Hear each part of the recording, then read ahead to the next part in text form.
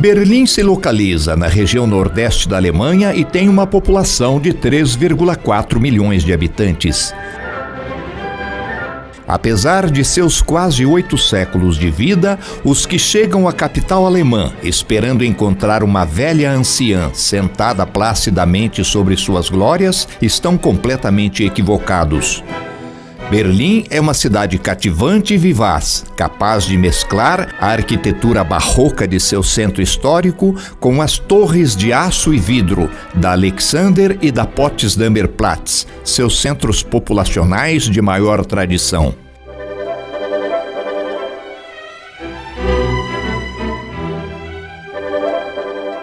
Berlim é também um dos 16 estados federativos da Alemanha. O florescimento econômico desta cidade-estado se deu nos séculos 17 e 18, quando foi dominada pela dinastia dos Fredericos. Entre os grandes nomes daquela dinastia se destacou Frederico II, o Grande, que conquistou o trono em 1740. Este é homenageado com um belo monumento equestre no centro da principal avenida de Berlim, a Unter den Linden. O grande desenvolvimento econômico experimentado por Berlim em seu reinado trouxe-lhe beleza arquitetônica e desenvolvimento cultural e intelectual suficientes para transformarem a cidade em um dos principais centros do iluminismo europeu. Este extraordinário desenvolvimento de Berlim não parou com Frederico II, porém continuou durante toda a primeira metade do século XIX, sofrendo apenas um pequeno parênteses com a ocupação napoleônica em 1806. Para muitos historiadores, um dos fatores preponderantes para o desenvolvimento de Berlim neste longo período foi a acolhida à comunidade hebraica, pela sua cultura e pelos recursos que injetou na cidade. Como consequência, em 1810, Berlim ganhava sua primeira universidade, a Humboldt University of Berlin, fundada pelo reformador prussiano Wilhelm von Humboldt.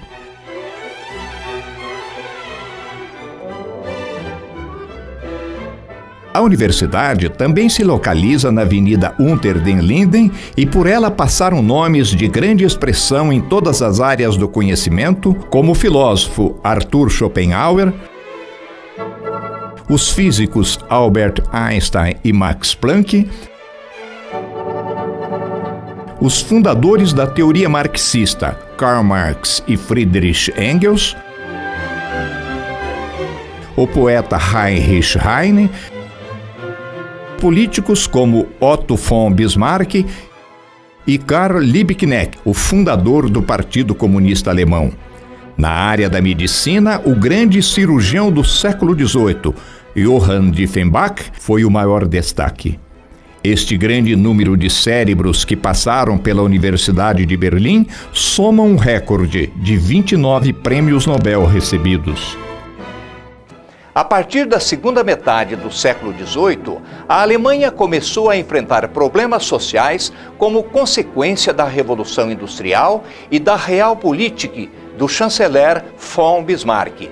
Esta levou o país a 2 guerras, contra a França e a Áustria, que culminaram com a derrota do país na Primeira Guerra Mundial entre 1914 e 1918. Derrotada na Primeira Guerra, a Alemanha entrou em grande instabilidade política. Os sociais-democratas e comunistas assumiram o poder por curto período, até o assassinato dos líderes comunistas Karl Liebknecht e Rosa de Luxemburgo. Foi então constituída a República de Weimar, numa tentativa de estabilizar o país. Porém, a forte crise econômica e a maior inflação já vivida por qualquer país em qualquer período de sua história serviam como caldo de cultura para a sombra negra do nacionalsocialismo cobrir toda a Alemanha. Nascia aí o conceito da raça ariana, a grande perseguição aos judeus e outras minorias consideradas inferiores. A partir de 1933, com a ascensão de Adolf Hitler à chancelaria do Reich, foram promulgadas as chamadas Leis para a Defesa do Povo Alemão, seguidas da suspensão dos direitos constitucionais dos cidadãos. Estava em gestação o maior monstro de toda a história da humanidade, o nazismo.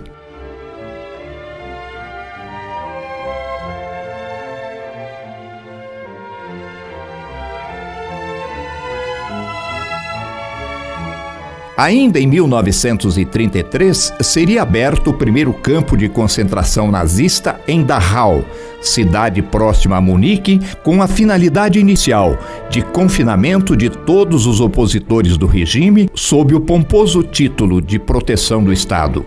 As consequências da implantação do nazismo na Alemanha são de todos conhecidas.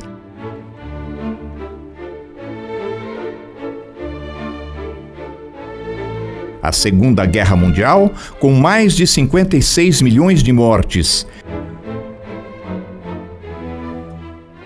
150 milhões de desabrigados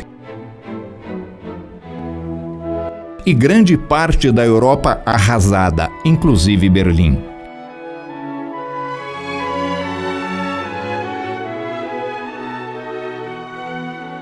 Embora como turista o visitante pretenda conhecer a Berlim de hoje, pujante, eletrizante e uma das cidades mais abertas do Velho Mundo, é impossível ver Berlim sem passar pelos horrores da Segunda Guerra. Aliás, tudo em Berlim nos conduz a ela, a começar pelo seu símbolo maior, o Portão de Brandemburgo. O Portão de Brandemburgo foi construído como símbolo da paz em 1789 e inaugurado em 1791 por Frederico o Grande. Sobre essa construção, que foi feita em estilo neoclássico, nós temos uma quadriga, que era um carro de guerra romano puxado por 4 cavalos e muito bem representado no filme Ben-Hur. Em 1806, com a retomada ou com a tomada de Berlim por parte de Napoleão Bonaparte, a quadriga foi levada para a França, para Paris, e somente retornou em 1814. Entretanto, ela foi modificada. Antes ela tinha uma cruz no local em que hoje aparece a Santa Vitória. No centro do arco existe um vão maior, com 5,6 metros de largura, que era o local destinado à passagem das carruagens imperiais, enquanto o povo passava pelos vãos laterais. A queda do Muro de Berlim fez com que este Portão de Brandemburgo passasse a ser o grande símbolo da reunificação das duas Alemanhas. O Portão de Brandemburgo é o único sobrevivente dos 18 portais da entrada de Berlim. Símbolo do poder na Alemanha no século XVIII, transformou-se também em símbolo da divisão da cidade na Berlim Oriental e Berlim Ocidental, entre 1945 a 1989. Em princípios de 1944, o mundo já dava como certa a vitória dos aliados sobre os países do eixo. Os aliados avançavam celeremente sobre antigas posições alemãs em toda a Europa. Berlim vinha sendo bombardeada desde 1943 e no final de 1944 já havia se transformado em um amontoado de escombros. Mesmo assim, as ordens de Hitler era para que se resistisse até o último momento. O espaço de manobra de Adolf Hitler em seus últimos dias de poder e de vida não ia além de uma área de 3 a 4 quilômetros quadrados que se estendia do Reichstag, sede do governo, passando por uma pequena área do Parque Tiergarten até seu bunker, localizado nas imediações da Potsdamer Platz. Em princípio de maio, o exército da União Soviética dominou toda a cidade após pesados bombardeios que atingiram seus símbolos principais: o Reichstag e o Portão de Brandemburgo. No subsolo deste estacionamento de veículos se localizava o bunker de Adolf Hitler, construído em concreto e aço e cujas paredes chegavam a 1 metro de espessura. Muitos destes edifícios residenciais têm como base a estrutura subterrânea do bunker, tal sua resistência e dificuldade em destruí-la. Na rua Vossstrasse ficava uma das entradas da fortaleza, e nesta foto, uma de suas salas, como foi encontrada após a tomada do bunker. Algumas fotos de agentes de absoluta confiança de Hitler. Nesta placa, um esquema gráfico de toda a planta baixa da fortaleza. Esta é uma das últimas fotos do ditador ao lado de seu marechal de campo, Ferdinand Schörner, tirada neste local no dia 5 de abril de 1945. Neste local, o ditador e sua esposa, Eva Braun, passaram os últimos momentos de suas vidas, suicidando-se no dia 30 de abril de 1945 e deixando ordens para seus assessores para que seus corpos fossem incinerados. No dia 8 de maio de 1945, no interior do que sobrara da igreja Gedarhenkirche e na presença do general russo Georgy Zhukov, os alemães se rendiam incondicionalmente. Estava terminada a Segunda Guerra Mundial.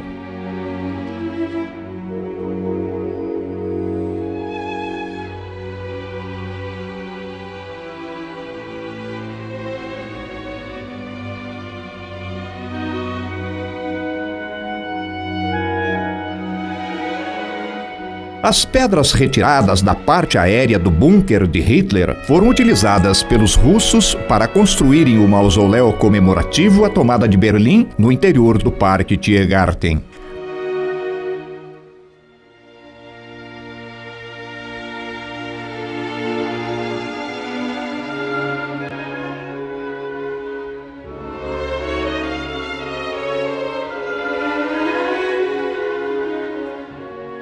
A Avenida 17 de Junho é a sequência da Unter den Linden no lado da Berlim Ocidental. Tem mais de 2 quilômetros de extensão, atravessando todo o parque, e o Obelisco da Vitória é sua principal marca.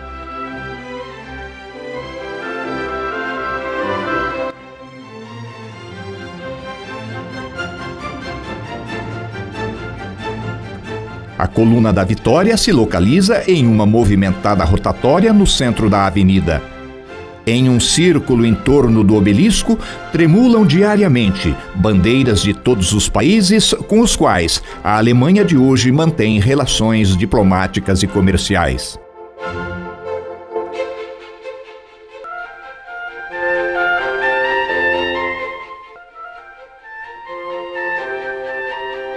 A Coluna da Vitória pode ser vista de qualquer ponto do Tiergarten, com seus 69 metros de altura. Foi construída em 1873, porém se localizava em frente ao Reichstag, em homenagem às vitórias da Prússia sobre a Dinamarca, Áustria e França entre 1864 a 1870. Em seu topo brilha uma estátua dourada simbolizando a deusa da vitória e que pesa 35 toneladas.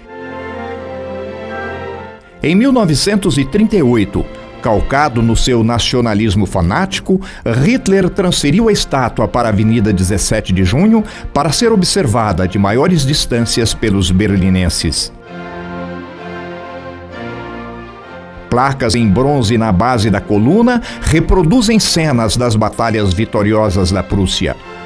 Este mosaico representa a fundação do Império Alemão, que ocorreu em 1871, justamente após as batalhas simbolizadas pelo obelisco.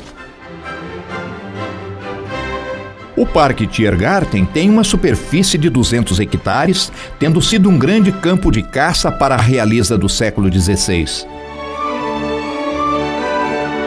É recortado por vários cursos d'água e decorado com estátuas de várias personagens da história, da música e da literatura do século XIX. O Tiergarten também não escapou dos bombardeios da Segunda Guerra.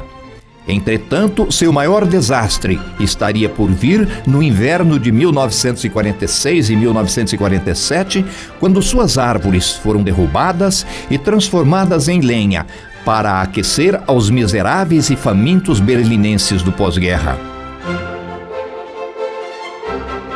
Segundo acordo firmado pelos aliados, independentemente de quem fosse o primeiro a colocar a bota ou a lagarta do tanque sobre a capital do Terceiro Reich, comprometia-se a dividi-la com os demais aliados.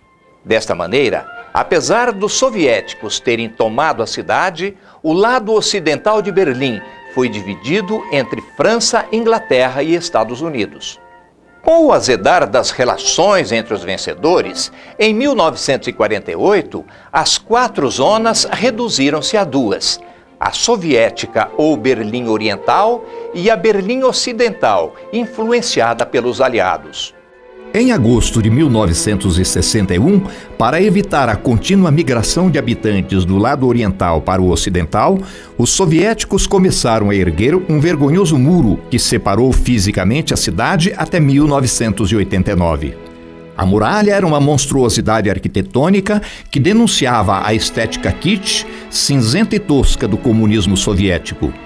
Por 28 anos, o muro separou irmãos de irmãos, pais de filhos e maridos das respectivas esposas. Sua extensão, envolvendo completamente a cidade, era de 155 quilômetros, 43 deles separando a área residencial de Berlim. Media 3,6 metros de altura e nele se instalavam 302 torres de observação e 20 bunkers, de onde os soldados atiravam em quem se arriscasse a trespassá-lo. Ao longo de quase 30 anos, os Vopos, como eram chamados os soldados da Alemanha Oriental, mataram 192 pessoas e feriram outras 200 que tentaram fugir através do muro. O muro caiu em 1989 como consequência da abertura política ou a glasnost, implantada naquele ano pelo primeiro-ministro russo Mikhail Gorbachev. Entretanto, em determinados pontos da cidade, segmentos dele foram preservados para que as gerações futuras conhecessem sua monstruosidade. Pintores e artistas plásticos os decoraram com temas diversos. Segmentos menores foram expostos em pontos movimentados da cidade, como na Potsdamer Platz e na Avenida Unter den Linden. Por onde passava o Mauer, como o chamavam os alemães, em toda a cidade, 2 fileiras de pedras brancas continuam marcando o piso. Na altura do portão de Brandenburg, o muro foi erguido no lado da Berlim Ocidental, a aproximadamente 15 metros da base do portão, de modo que os alemães do lado ocidental, por quase 30 anos, ficaram sem acesso a seu principal símbolo.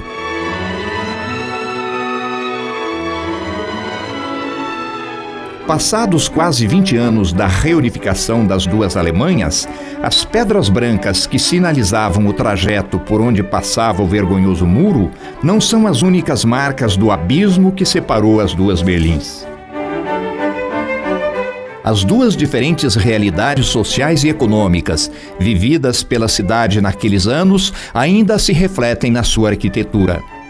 Na Berlim comunista estão os antigos mausoléus, os edifícios cinzentos construídos para a moradia de seus cidadãos, e a parte mais antiga e histórica da Avenida Unter den Linden.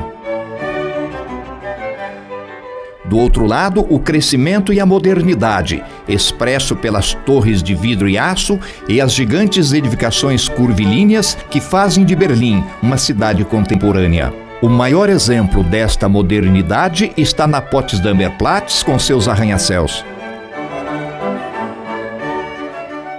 Até os anos 20 e 30, a Potsdamer era o centro da Dolce Vita berlinense e albergava personagens célebres como Greta Garbo e expoentes do belo mundo europeu. Hoje, a Potsdamer Platz é o local mais movimentado, animado e concorrido da cidade, sendo considerada o coração de Berlim. Da construção da Potsdamer Platz participaram arquitetos de todo o mundo, que a redesenharam e a projetaram para ser um dos espaços mais modernos do mundo atual. Na Potsdamer Platz, o Centro Sony é um local à parte. Trata-se de uma imensa torre de forma arredondada e espelhada, dominando todo o ambiente. Internamente chama a atenção seu teto de vidro sustentado por estrutura de aço. No piso, uma grande fonte com água corrente e vegetação viva.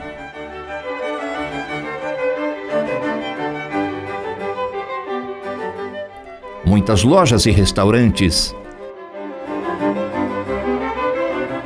A construção futurística também é sede de salas de projeção, 2 cinemas e mantém um museu do cinema, um teatro e vários restaurantes. Uma enorme tela projeta imagens ao vivo de todo o mundo durante as 24 horas do dia.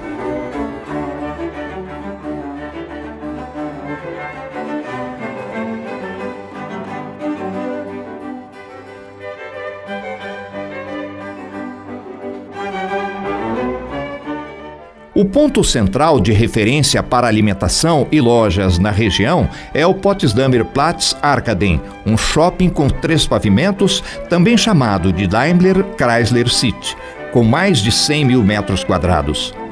Além de lojas populares e de grifes, possui várias lanchonetes, farmácias e supermercados.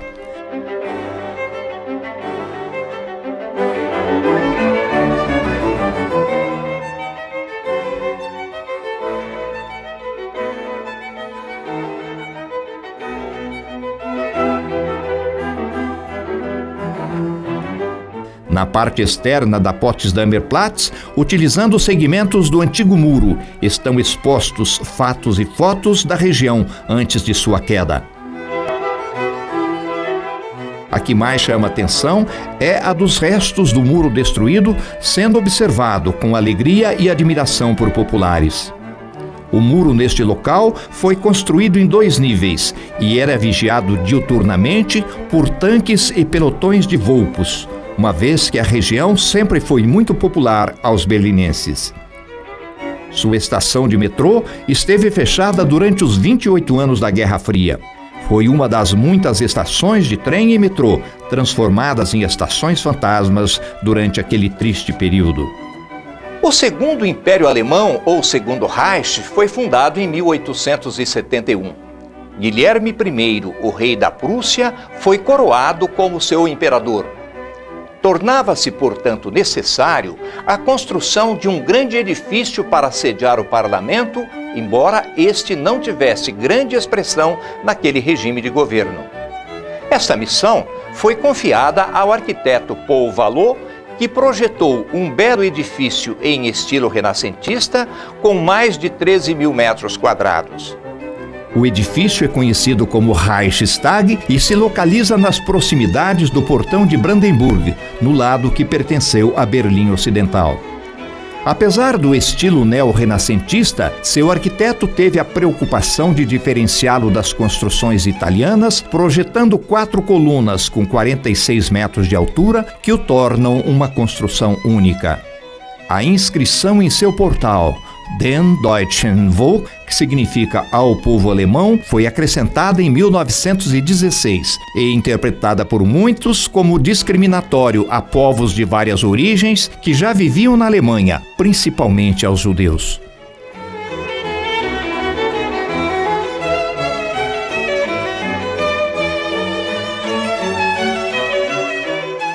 Sua cúpula central tem 75 metros de diâmetro, tendo sido erguida em honra ao chefe de Estado, Kaiser Guilherme II. É sustentada por uma grande coluna em aço e vidro que permite a observação do plenário de cima para baixo de qualquer ponto da cúpula.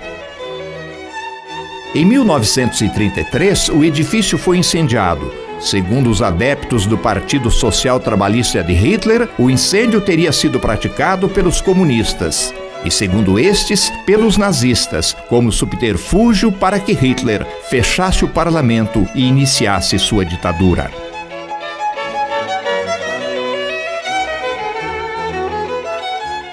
O O Reichstag foi o principal alvo dos bombardeios sobre a Berlim desfechados pelos aliados desde 1943 até o final da Grande Guerra.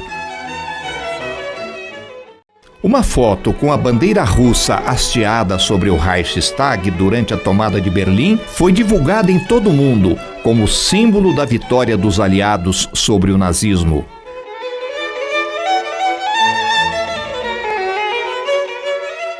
O maior movimento de pedestres da ex-Berlim Ocidental para a Oriental é feito através do portão de Brandenburg. Este se localiza na Paritzerplatz e nela se inicia a avenida central e mais histórica de Berlim, a Unter den Linden. Na verdade, a Unter den Linden é a sequência da Avenida 17 de Junho no lado da ex-Berlim Oriental. Com 60 metros de largura e quase 2 quilômetros de extensão, tem um canteiro central ajardinado e nela se localizam os edifícios públicos mais históricos da cidade, como as embaixadas, a Biblioteca do Estado, a Universidade Humboldt e muitos outros. Ao lado da Universidade Humboldt está localizada a Bebelplatz, que apresenta um monumento diferente por ser subterrâneo.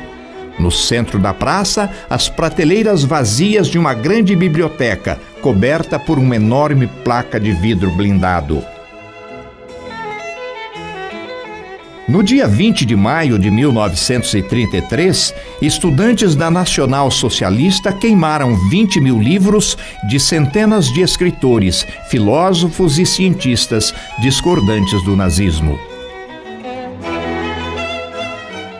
Em frente a Bebelplatz, no outro lado da Avenida Unter den Linden, está o belo edifício da Ópera do Estado, concebido em estilo neoclássico em 1741 e que acomoda 1.500 espectadores. A mesma avenida é utilizada como via principal para inúmeras competições, como esta de patins, além da famosa Maratona de Berlim. Ao lado da Bebelplatz está um dos maiores museus de Berlim, o seu riquíssimo Museu de História. Nesta altura, a Avenida Central de Berlim cruza os dois braços do rio Spree, os quais formam uma ilha, a Lustgarten, utilizada no século XVII para a primeira plantação de batatas de toda a Prússia. Atualmente, na Lustgarten, se concentra um grande número de museus e galerias, o que lhe rendeu o nome de Museumsinsel, ou Ilha dos Museus. O primeiro a ser construído foi o Altes Museum. Seu antigo pórtico apresenta 18 colunas jônicas e foi construído em 1824 por Frederico Guilherme III para expor as coleções de artes da realeza em uma estrutura aberta ao público. Outros museus da ilha, como a Alt National Gallery e o Bodemuseum, podem ser melhor observados do interior dos barcos que navegam através do braço esquerdo do rio Spree. O Bodemuseum foi construído em 1894 e seu estilo é um exuberante neobarroco característico dos séculos 17 e 18.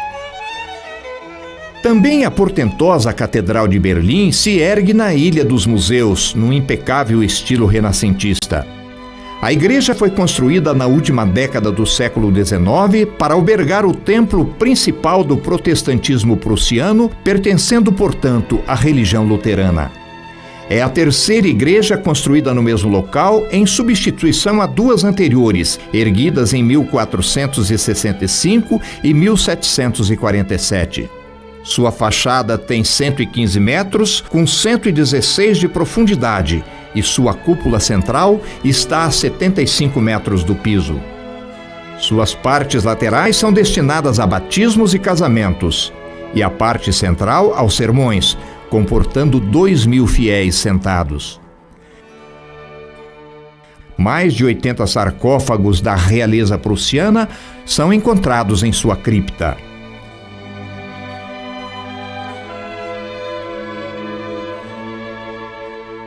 O espaço entre duas de suas cúpulas oferece uma contrastante imagem da famosa torre da TV estatal alemã, localizada na Alexanderplatz. A Avenida Unter den Linden tem o seu final na Alexanderplatz, ou simplesmente a Alex para os berlinenses. A Alexanderplatz originalmente foi um mercado de gado, e seu nome foi dado em homenagem ao imperador russo Alexandre I, que visitou Berlim em 1805.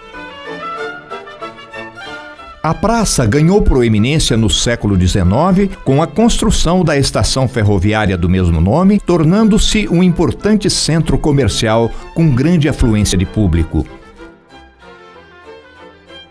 Desde a década de 1920, durante a Belle Époque, a Alexanderplatz se rivalizou com a Potsdamer Platz como centro comercial e de atrações da vida noturna da cidade.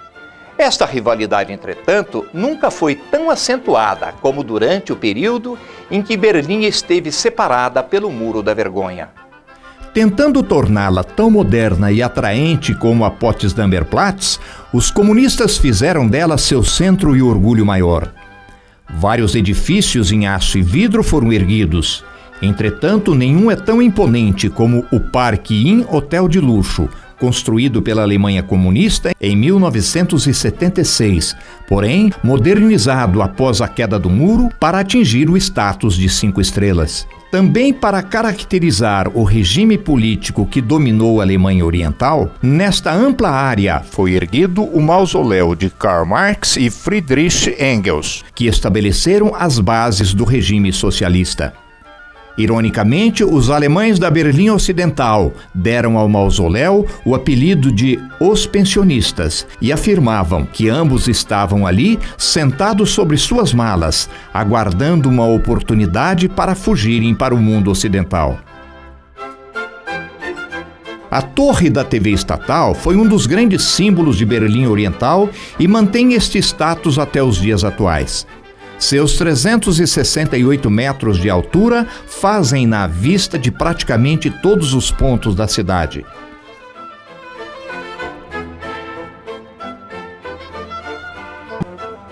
É considerado uma das mais altas estruturas de toda a Europa e foi construída em 1969 por um grupo de experts suecos. No interior de sua esfera metálica há um moderno restaurante giratório chamado Telecafé e que a cada 20 minutos completa um giro, mostrando vistas fantásticas de toda a cidade.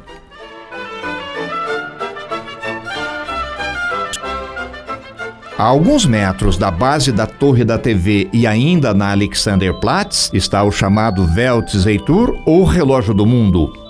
O engenho foi criado pelo americano James Kilgore da Califórnia em 1969 e marca simultaneamente a hora em todo o mundo.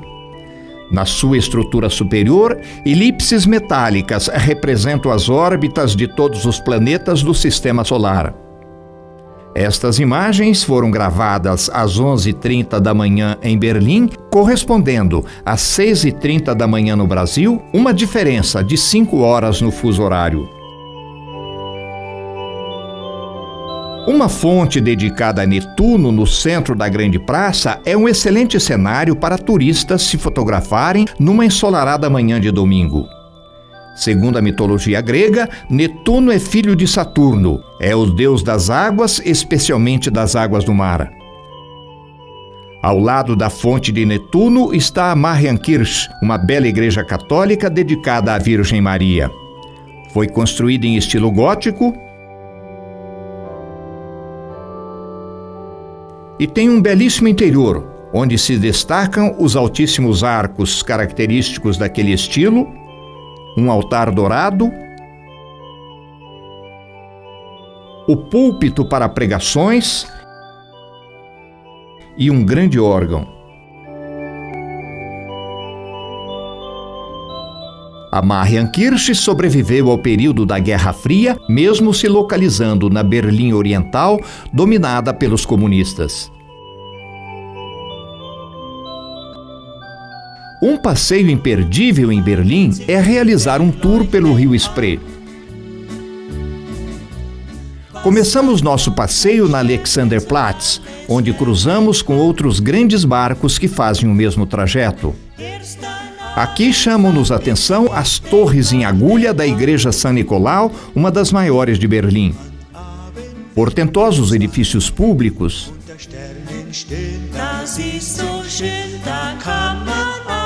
Nas margens do rio, a população curte o sol nos últimos dias do verão europeu. Aqui nos aproximamos do Reichstag, destacando sua imensa cúpula de cristal e a bandeira alemã hasteada. Na altura do Tiergarten, a embarcação faz a meia volta para o percurso no sentido oposto. À nossa esquerda, a grande Hauptbahnhof, a principal estação ferroviária da cidade. E a população concentrada às margens do rio.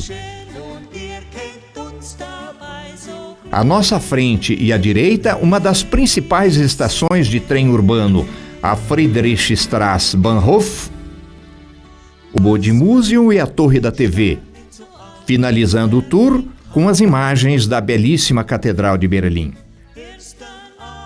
Livre das ditaduras do nazismo e do comunismo, o cidadão alemão de hoje é alegre e de mente aberta. Assim, ao invés de ocultar os horrores praticados por seus conterrâneos do passado, se previne contra uma hipotética retomada daqueles regimes.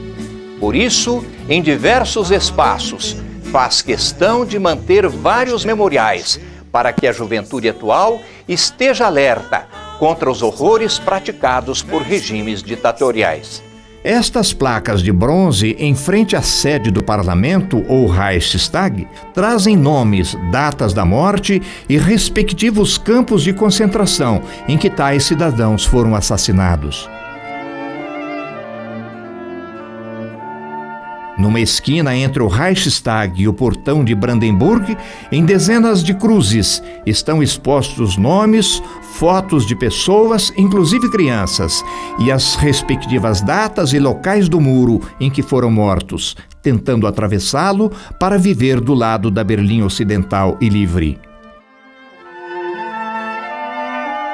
E no leito da rua ao lado, as marcas do muro em pedras brancas. Numa direção, o portão. Na direção oposta, o Reichstag, a sede do governo Hitler. Entretanto, o maior monumento de Berlim é o Memorial do Holocausto, inaugurado em maio de 2005 e que lembra a morte dos 6 milhões de judeus nos campos de concentração.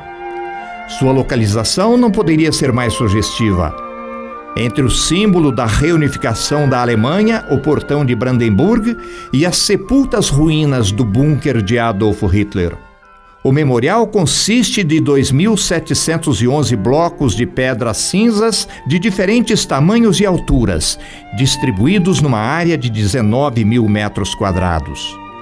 Os blocos não têm marcas, nomes ou datas e são alinhados uniformemente, permitindo o livre caminhar das pessoas em todas as direções. E este era um dos objetivos de seu projetista, Peter Eisenman, permitir o livre deslocamento das pessoas em todas as direções, como o pleno direito de ir e vir, proporcionado pela Berlim atual. Os blocos dão a ideia de ondas, a onda da perseguição, da morte e destruição causada pelo nazismo. E no meio dos blocos, o visitante caminha com a sensação de desorientação, perdido sem entender exatamente o significado do conjunto. E este foi mais um dos objetivos de Peter Eisenman ao projetar o memorial. Passados mais de 60 anos do Holocausto judeu, o homem equilibrado, como se estivesse no meio de um grande quebra-cabeças, ainda procura um entendimento ou um sentido para toda a desgraça semeada no mundo pelo nazismo.